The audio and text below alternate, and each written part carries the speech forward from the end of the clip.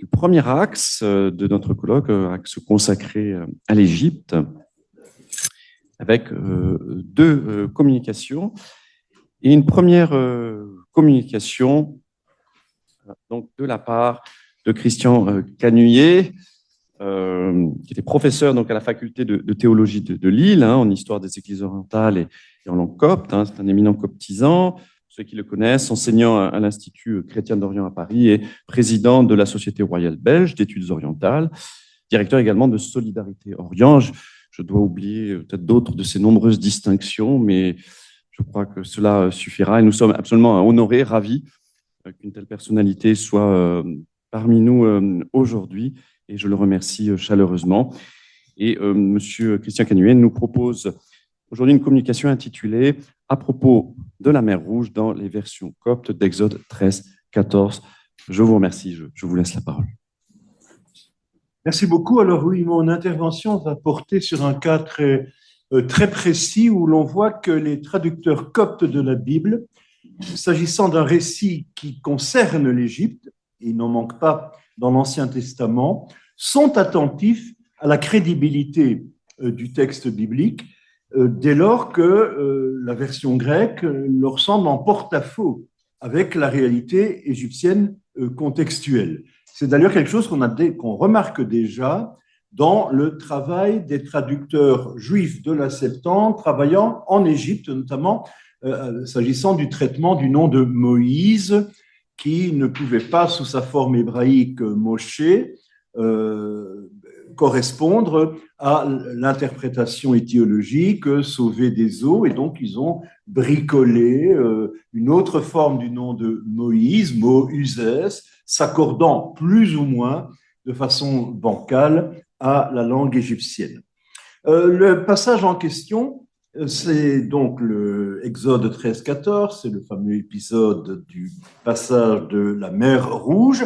Alors je rappelle que en copte, eh bien, il y a deux mots principaux qui sont traduits par al-Bahr, enfin, qui traduisent la mer. Je me réfère ici à la Sira Magna d'Aboul Barakat ibn Kabar, qui a été publié par le fumeux Athanase Kircher, donc au XVIe siècle. Nous avons ici le manuscrit qu'il a utilisé, le Vatican copte 71, et nous voyons que dans cette scala, ce dictionnaire, al-Bahr, la mer, est rendu par Fiyom. C'est le mot qui a donné naissance au toponyme géographique actuel, le Fayoum. Le Fayoum, c'est la mer. Donc le mot Yom, en langue, j'aime pas les mots dialecte, je pense que vraiment le saïdique est une langue, le bohaïrique est une langue, comme l'ont montré les travaux de Rodolphe Casser. Enfin bon, c'est un détail. Mais donc Yom en saïdique, Yam en bohaïrique, c'est un mot d'emprunt à l'hébreu, tout simplement, Yam, qui peut signifier à la fois la mer, mais aussi le Nil, mais aussi toute étendue d'eau importante, comme le lac Fayoum. Et par ailleurs, ce Yam est attesté déjà en ancien égyptien. Il apparaît déjà à l'époque de la 18e dynastie. L'emprunt est donc fort ancien dans le corpus lexical de l'égyptien pharaonique et copte. L'autre terme, et là je me réfère à une autre scala, mais saïdique, arabe du XIIIe, XIVe siècle, l'autre terme en saïdique, c'est tout bonnement Thalassa. El-Bahr, vous voyez dans la colonne de droite, est rendu par Thalassa. C'est simplement le grec. Alors, généralement, le bohaïrique recourt davantage au grec que le saïdique, mais pour le coup, c'est un peu différent. Je signale en passant, mais c'est bien connu, que Thalassa a été ressenti par les coptes comme en fait le T initial du θ a été ressenti par les coptes comme l'article défini féminin copte, et donc pour les coptes, le mot c'est halassa, halassa, la mer, mais bon, c'est un détail qui n'est pas très important pour mon propos. Alors je vais comparer la version saïdique, j'écris saïdique sans H. H est bizarre, ça nous vient du XVIIIe siècle, mais au fond, le saïd, il n'y a pas raison de. C'est un aïn qui a été rendu par un H au XVIIIe siècle.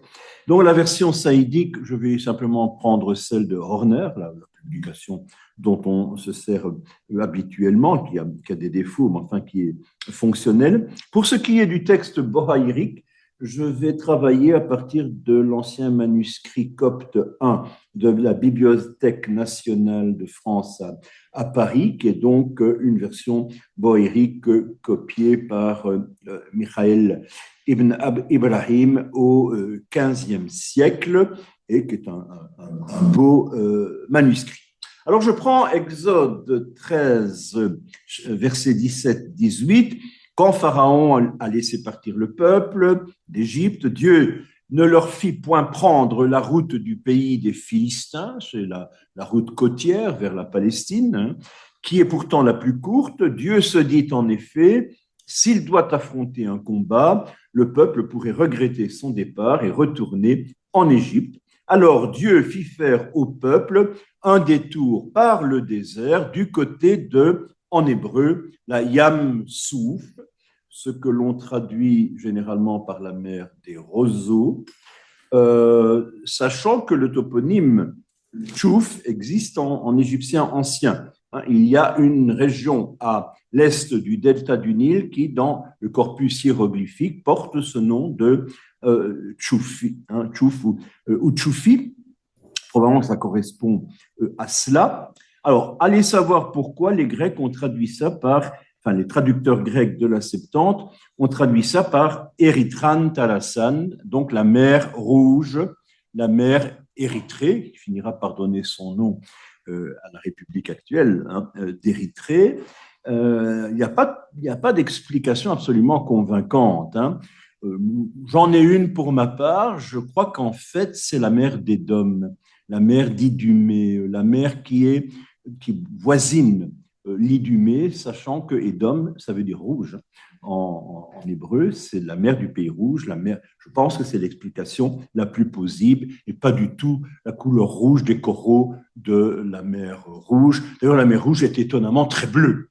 C'est une des mers les plus bleues que je connais. Je me souviens, un jour, j'ai guidé un groupe de touristes BCBG dans le Sinaï et ma petite fille m'accompagnait. Elle avait 3-4 ans. Elle a pris le micro. Et alors, elle a dit, avec l'humour elle voulait m'imiter, vous avez ici à votre droite la mer Rouge qui est bleue.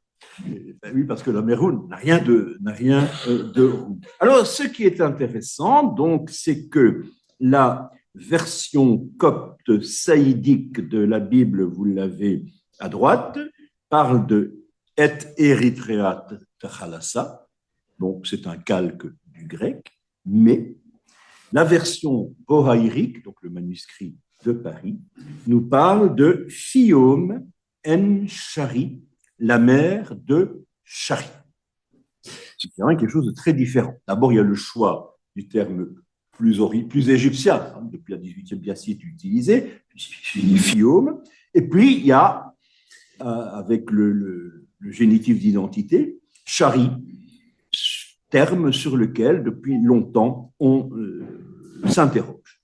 Alors, dans tous les passages de Exode 13-14 où apparaît la mention explicite de la mer Rouge, on retrouve le même choix lexical contrasté. Donc, la version saïdique à Erythra Thalassa et la version bohaïrique à Yom en Shari. Voilà, par exemple, ici, verset 22. Donc, Moïse, nous avons de nouveau Érythrée Thalassa d'un côté et Fiom en Shari de l'autre. Le terme Fiom en Shari apparaît dans d'autres textes.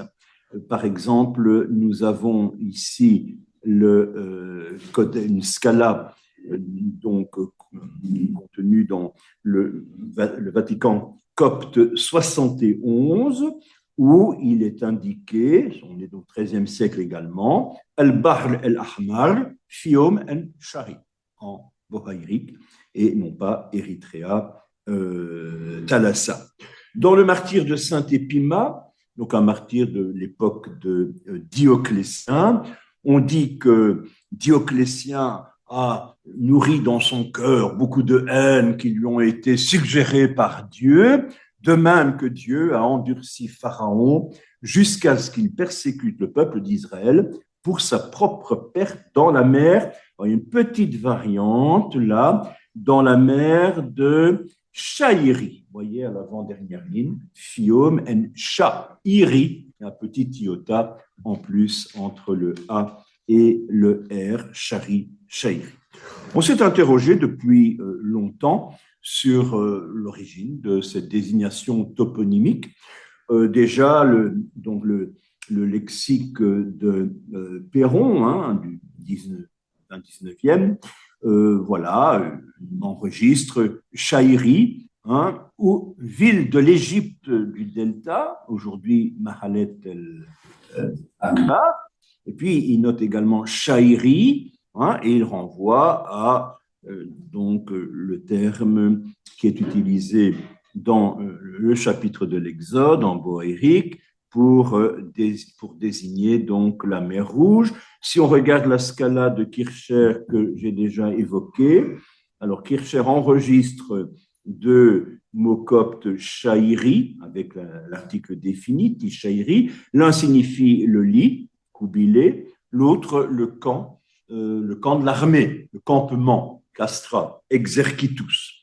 Alors, de fait, il y a en Égypte une ville qui s'appelle en copte Tishairi. C'est la ville natale de Saint Cyril d'Alexandrie.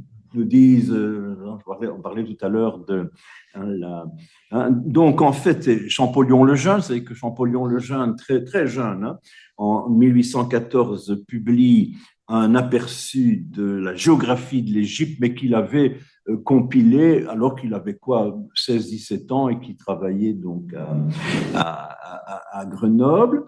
Et Tishairi, il se réfère au père Kircher et il identifie bien, également d'après le père Van Sleb, qu'il s'agit de la ville du Delta, très importante, Mahalat el-Kebir, le grand camp.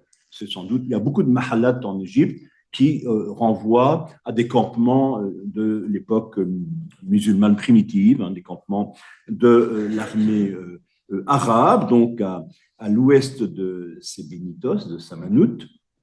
Et il se peut donc, incontestablement, il s'agit de ce mot qu'on peut rapprocher, hein, de Shairi dans l'Exode. Alors, Champollion rapproche ce mot du copte Shairi qui signifie le lit, mais sans grand enthousiasme. En effet, il a lu donc l'histoire de l'Égypte du père Van Sleb, qui est bien connu. Dans cette histoire de l'Égypte, Van Sleb dit clairement que, page sur la droite, Morallé la Grande, en copte Shairi, capitale de la province de Garbillé dans le Delta. Aujourd'hui, elle ne l'est plus. C'est Samanout qui a pris la relève et on trouve la même information développée dans la géographie de l'Égypte à l'époque copte de Émile Amélino, qui dit souvent des bêtises, mais là, pour le coup, c'est pas mal, hein, et qui, effectivement, dit que la chronique de Jean de Nicquiou affirme que Saint-Cyril était originaire de cette ville qui est en plein delta, pas particulièrement grec d'ailleurs, donc ça rejoint un peu ce que vous disiez, et il reprend les données de Champollion, de Kircher, de Van Sleb. Voilà, une petite carte du delta qui vous montre Mehilat el-Kebir, la Mehilat el-Kebir, donc à l'ouest de Samanout, c'est le nom d'origine était Shairi. Mais il est peu probable que le Yom en Shari dans la version bohaïrique désigne cette cité. On est là loin finalement de l'espace présumé où s'est déroulé l'exode, qu'il faut sans doute situer beaucoup plus à l'est. Ben voilà l'entrée actuelle de la ville de El Mahala El Kubra, le grand camp, le grand district. Que nous dit le dictionnaire copte de Crum?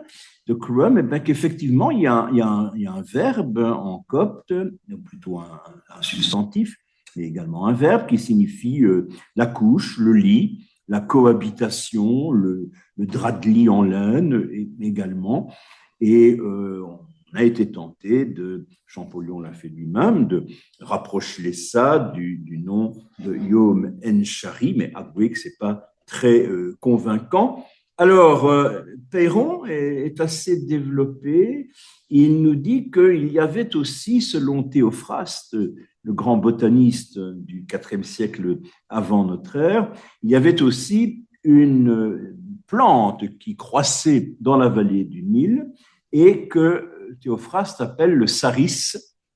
Et Peyron dit ce serait peut-être bien ça l'origine de Shari. Yom en Shari, ce serait une traduction de Yamsouf, la mer des joncs, la mer de la plante Sari. Bon, peut-être bien. Il y a également un verbe sha'ar en ancien égyptien, en copte, pardon, qui signifie frapper. Alors ce serait la mer du grand coup que Dieu a frappé contre les Égyptiens, mais alors c'est un nom étiologique forgé après coup. Ça semble peu probable en fait. Et puis il signale que certains, notamment Zilars, avaient voulu recomposer cha-ri comme le verbe copte cha, apparaître, et ri comme variante de ré, le soleil. Ce serait la mer de l'Orient, là où le soleil se lève, là où le soleil apparaît. Mais étymologiquement, ça ne fonctionne pas très bien et ça fait injure à la grammaire copte. Donc, c'est une hypothèse qu'il faut même si elle a été défendue par Spiegelberg dans un article de Zeitschrift für Egyptische Sprache ou Altertumskunden. Spiegelberg voulait expliquer ça. Payam en Chaira, la mer du lever du soleil. C'est Ackerblatt qui, en fait, avait lui-même développé cette idée déjà dans le journal asiatique de 1834, figurez-vous, mais il avait donné plutôt sa préférence à une... Donc, Ackerblatt connaît aussi le lien entre Shari supposé par Zoéga avec le saris, la plante de Théophraste. Et puis, il connaît également la possibilité d'interpréter le mot à partir de charré en copte frappé, coupé. Donc, vous voyez qu'on a eu une multitude d'explications possibles. Voilà le passage de Pline utilisé par Théophraste parlant du Sari, mais qui est un arbrisseau qui ne pousse en fait que dans la vallée du Nil et non pas sur les bords d'un espace maritime. Voilà. Alors on a aussi la possibilité, donc ça c'est le lexique copte de Tatam, qui est bien connu, qui fait référence justement à cette possibilité avec renvoi à Théophraste, mais aussi à la possibilité qu'il s'agisse du verbe frapper. Le Sari de Théophraste a fait l'objet d'une étude très savante de notre collègue botaniste et égyptologue regretté de Liège, Pierre Coumotte, la plante s'arrête et la crue du Nil, qui montre très bien que c'est une plante très liée en fait à la crue du Nil. Alors est venu Tcherny, Jaroslav Tcherny, dans son dictionnaire étymologique, qui est le premier à avoir proposé ce qui me paraît être l'hypothèse la plus vraisemblable, mais on ne peut pas la considérer comme péremptoire. Fiom en Shairi serait l'héritier copte d'une expression bien connue, enfin assez bien connue en ancien égyptien, Payam en Haru, c'est comme ça que les égyptologues prononcent, c'est-à-dire la mer de Syrie. Haru a probablement, et d'ailleurs Haru, le che égyptien devient en copte systématiquement che, et il n'est pas impossible que le Haru égyptien, qui est une région manifestement contiguë à l'Égypte du côté du Liban et de la Syrie, soient même à l'origine ou entretiennent un lien avec le nom originel Tsurlia. Enfin, c'est un autre dossier. Déjà, Champollion avait transcrit un nom propre, et que Champollion a découvert la clé des hiéroglyphes grâce au copte. Ce n'est pas la pierre de Rosette, c'est la connaissance du copte qui a été déterminante, de sorte que Champollion, dans sa grammaire, traduit tout ce qu'il lit en égyptien, il le transcrit en copte. Et donc, le nom propre Neb en Harou, il le transcrit Neb en Shari, voyez-vous. Donc, ce serait la grande mère de Syrie, et le fiome en Shari ou en Shairi. En fait, Tcherny avait écrit un article important en 1961 sur cette hypothèse dans les mélanges Mariette. Il est bien connu que cette expression apparaît dès la 18e dynastie. Donc, vous l'avez ici, la pata en charou, mais voilà, païem, païam en aha, en mou aha, en charou, la mère de la grande eau de Charou. Alors, le Wörterbuch der Ägyptische Sprache dit sans hésiter, c'est la Mittelmeer, c'est la mer Méditerranée. Ah oui, c'est assez logique, ça correspond bien à la géographie de l'Exode telle qu'on se la représente. Et on comprend que, dans un premier temps, il est évident que les traducteurs de la Bible copte en bohaïrique, de la Bible grecque en bohaïrique, plus exactement, qui vivent dans le delta du Nil, qui connaissent bien la géographie de l'est du delta du Nil, trouvant le mot grec, la traduction grecque Erythréa Thalassa, ils ont dit qu'est-ce que c'est que cette histoire de mer Rouge? Nous, on ne connaît que la grande mer de Syrie, disons, peut-être, oui, la Méditerranée. Nous verrons, c'est pas si sûr que ça non plus. Enfin, voilà. Donc en démotique, donc le dernier avatar de l'Égyptien pharaonique, Yam-en-Harou, la mère de Syrie, est bien attestée. Et puis c'est une expression qu'on retrouve dans un récit fictif ou historisant, c'est pas trop, qui date de la fin du deuxième millénaire avant notre ère, la fin de la 20e dynastie, les fameux voyages ou le rapport d'Ounamon, qui est un Égyptien envoyé vers, on sait trop où, on dit toujours que c'est Byblos, mais je relais les réflexions de mon maître Claude van der Sayen, on le dit peut-être un peu trop rapidement, il faut réfléchir, je ne dis pas que j'abonde dans le sens de Claude van der Sayen, mais si sûr que ça que c'est Byblos, il y a beaucoup de Jbeil au Proche-Orient, envoyé donc par Hérior pour chercher le grand prêtre d'Amon, pour chercher du bois afin de construire la grande barque d'Amon, la barque processionnelle Ouzirat, pour laquelle le bois faisait défaut. Et donc Ounamon descend par ou vers, on peut traduire des deux façons, le grand yom de Charou. Et puis lorsqu'il rencontre le roi de Capouna, Capouna c'est ce qu'on traduit par Byblos, je laisse une pétition de principe. Tcheker-Baal, oui, porte un nom plus ou moins phénicien, mais soyons quand même prudents. Ça, c'est une scène très connue parce que pendant qu'il parle avec le roi dans la salle d'audience, par la fenêtre, il voit les grands flots du yom de Charou qui s'abattaient sur le cou du roi. L'image est saisissante, elle est presque cinématographique dans ce récit de la fin du... Alors, on est tenté effectivement quand même de reconnaître qu'il s'agit de la mer Méditerranée parce qu'on a là cette ostracone donc des archives de Hor qui nous parle de la grande déesse Isis, déesse d'Égypte et du pays de Charou, qui marche sur la face de l'eau de la mer de Charou, donc une opération que Jésus copiera plus tard, si on veut, et Thoth se tient devant elle et prend sa main, et elle atteint Alexandrie, le port du chantier, Rakedet, donc Alexandrie. Là, on est tenté évidemment de reconnaître, si c'est Alexandrie, on de reconnaître dans le Yam de Charou la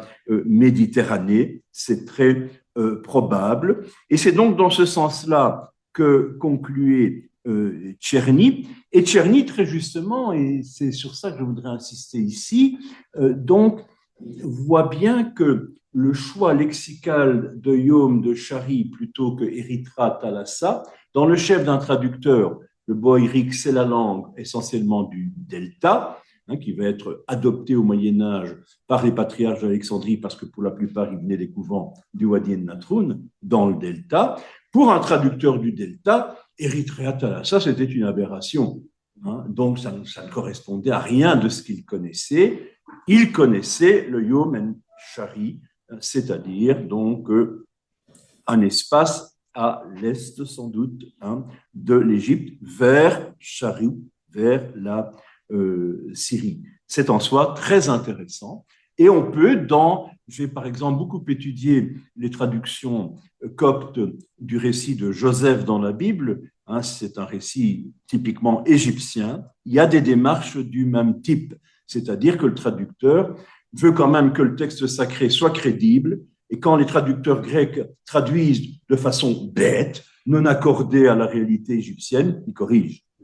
Mais c'était déjà le cas des traducteurs juifs de la Septante qui vivaient à Alexandrie, qui trouvaient que, je vous l'ai dit, Moïse sauvait des eaux, ça ne marchait pas en égyptien. Moshe ne pouvait pas correspondre à un mot égyptien signifiant Moïse sauvait des eaux, puisque l'Écriture disait que c'est la princesse, la fille de Pharaon, qui a donné ce nom à Moïse, donc en égyptien.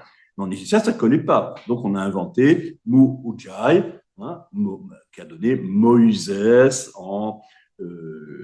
donc en français, Moïse, alors que je rappelle que les Anglais ont conservé la forme hébraïque. La Veritas Hebraica. Ouais. Enfin, les chrétiens lisaient la Septante quand même. Et donc, c'est pour ça que les Anglais disent Moses, Moshe.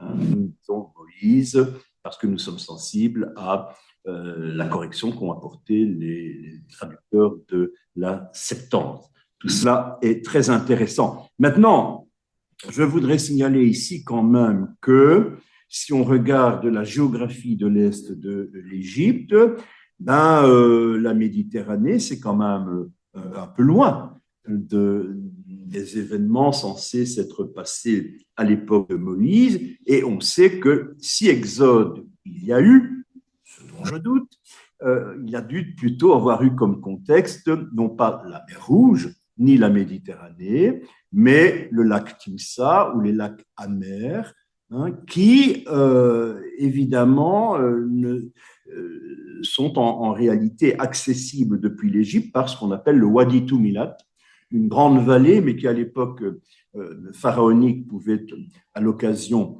encore être remplie d'eau. Et c'est en fait ce Wadi Tumilat qui a été utilisé par les pharaons lorsqu'ils ont créé les bauges du canal de Suez, déjà à l'époque Saïd.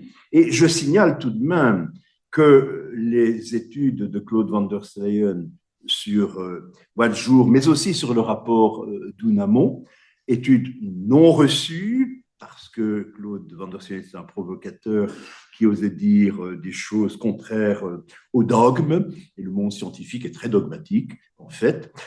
Claude van der Steyen considérait que le rapport d'Ounamon ne concerne pas Byblos, mais bien une zone forestière à l'extrémité est du Wadi Tumilat, et que le Kapuna, dont il est question dans le rapport d'Ounamon, doit plutôt se chercher de ce côté-là. Je ne m'accorde pas la thèse de Claude van der Steyen, mais il faut quand même la recevoir. Ça dit qu'il y a une incertitude sur l'identification de la ville à partir de laquelle on voit le Yam de Karou dans Ounamon. De toute façon, ce qui est clair, c'est que l'Érythréa Thalassa de la Septante, posait vraiment problème au traducteur bohaïrique de la Bible, parce que figurez-vous qu'on a encore une autre variante.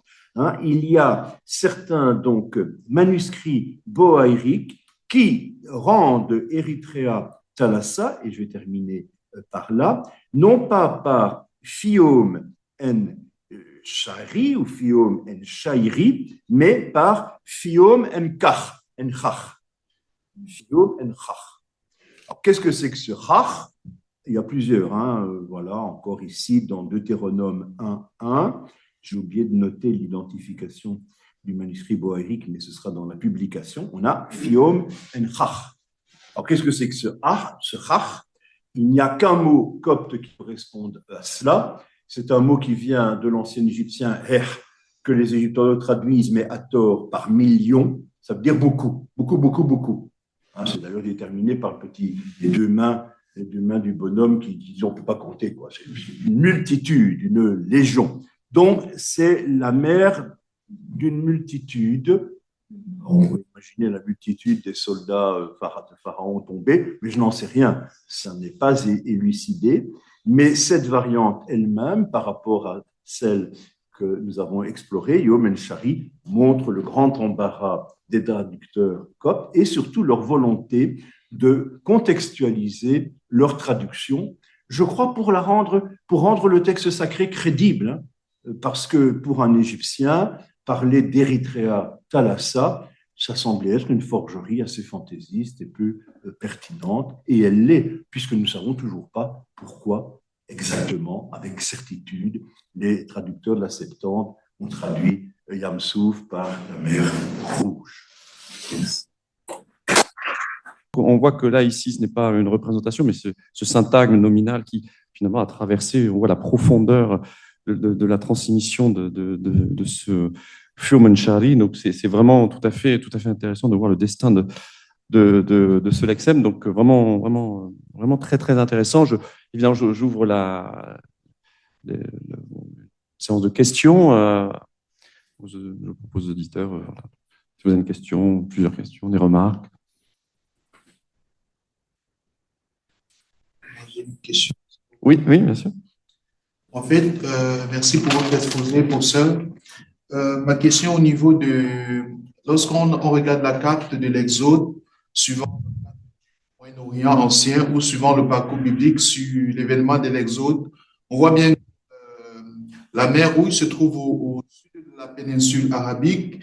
Or, d'après votre exposé, on voit bien que Wadi Tamilat est dans le sud, mais on ne sait pas, est-ce que c'est la même itinéraire ou bien on a une difficulté à tracer l'itinéraire de l'événement? D'abord, personnellement, je crois qu'il s'agit d'un récit très largement fictif. Je ne crois pas à la réalité de l'Exode, ou alors il faut penser à un tout petit groupe, peut-être. Je suis plutôt, vous savez, sur cette question-là, il y a une palette, hein, vous avez certains fondamentalistes, je dirais, et notamment des égyptologues, excusez-moi, protestants, qui tiennent à l'historicité du texte biblique et qui vont défendre mordicus la réalité de l'Exode et l'appuyer sur une documentation égyptienne. Je pense à Kitchen et à Hofmeyer. Et il y a du côté des dominicains de Jérusalem, au contraire, le minimalisme pessimiste le plus absolu, qui considère qu'il n'y a pas d'assise historique au récit. Je me situe plutôt dans cette tendance-là, mais je ne ferme jamais la porte aux arguments du camp opposé, parce que je crois qu'il faut toujours rester open-minded et pas justement adopter des positions dogmatiques dans un sens ou dans l'autre. Mais le problème, c'est que, si vous voulez, les toponymes qui sont cités dans la Bible ne sont pas identifiables dans la documentation égyptienne concernant le Sinaï. Et s'ils ont été identifiés à des lieux aujourd'hui qui sont liés au pèlerinage que depuis le Moyen-Âge on fait au Sinaï, c'est a posteriori. Hein, c'est a posteriori. Alors, Yam Souf, c'est intéressant, la Bible appelle ça la mer des roseaux. Ça semble bien correspondre à ce que nous savons du lac Amer et du lac Timsa, qui sont en fait des lacs résiduels de faible profondeur où abondent les roseaux, et j'aurais pu vous montrer une image, qui se caractérise justement par une très grande abondance de roseaux, et que de toute façon, la voie naturelle pour sortir d'Égypte, si on ne veut pas prendre la route des Philistins, qui est la route côtière, pourquoi ne prennent-ils pas la route des Philistins? Parce qu'elle était truffée à l'époque présumée de l'Exode, elle était truffée de fortins égyptiens. Donc c'était une route très contrôlée. Alors c'est le Wadi Tumilat qui est la voie royale pour sortir d'Égypte au niveau des lacs amers, ce qui d'ailleurs rend l'éventuel miracle de la mer plus plausible, parce qu'on est là dans des lacs de faible profondeur. Un bon coup de vent permet d'aider à la chose, mais c'est certainement pas. D'ailleurs, vous savez que le texte biblique est contradictoire, puisqu'il parle de deux miracles très différents. Moïse étend la mer, sa main, et la mer se retire. Et dans le même texte, vous avez la mer qui se fend en deux. Ce n'est pas la même chose. On voit très bien qu'il y a deux récits qui ont été travaillés, copiés-collés déjà, ils sont fondus en un seul, mais qu'amalgame, et c'est un bon exercice de critique littéraire avec des étudiants. Lisez bien ce texte et dites-moi, en fait, il y a deux miracles différents qui ne sont pas les mêmes et qui sont racontés dans le même texte. Donc, identifier la Yam-Souf, oui, on peut se prêter à l'exercice. C'est évident que le récit, même s'il est fictif, se sert d'éléments topographiques réels. Ça, c'est pas du tout impossible. Et que Yam-Souf corresponde. Mais on serait plutôt du côté du Wadi.